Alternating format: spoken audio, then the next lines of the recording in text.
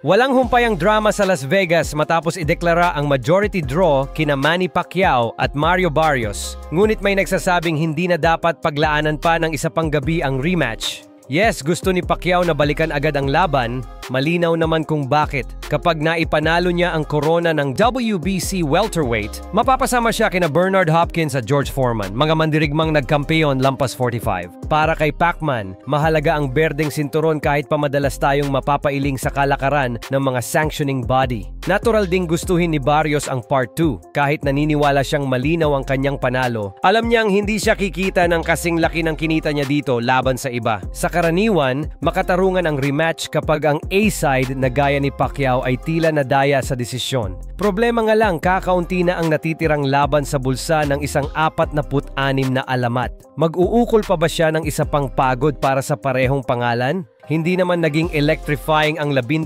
round para maibenta muli sa $80 na pay-per-view ng PBC. Mas mainam humanap ng ibang makakaakit ng interes. Isang pangalang may hatak sa social media at may husay na swak sa presyo, sumasagi agad si Teofimo Lopez sa isip. Batang bituin, may ring at WBO Junior Welterweight crown, sariwa mula sa impresibong panalo kay Arnold Barboza. Kailangan lang niyang umakyat at siguradong bubuhos ang diskusyon. Hindi kailangang si Lopez mismo ang susunod, ngunit dapat hindi si Barrios. Sayang ang mga natitirang gabi ni Pacquiao kung uulit lang sa hindi ka panapanabik na yugto. Samantala, nasa listahan din na pwedeng makalaban ni Pacquiao si Tank Davis na siguradong hahatak ng maraming manonood. Sa kabilang panig, ibang kwento ang kay Tim Tszyu.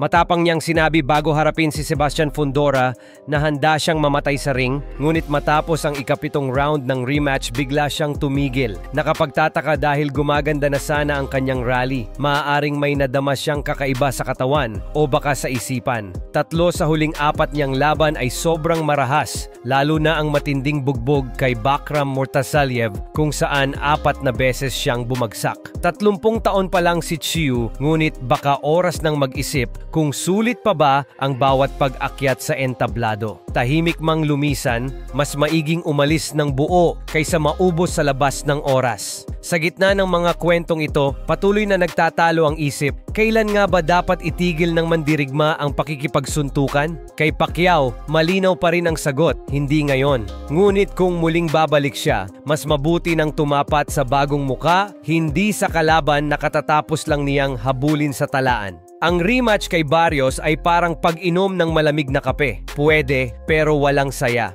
Mas mainam maghain ng bagong timpla na sasalubungin ng mga mata at bulsa ng manonood.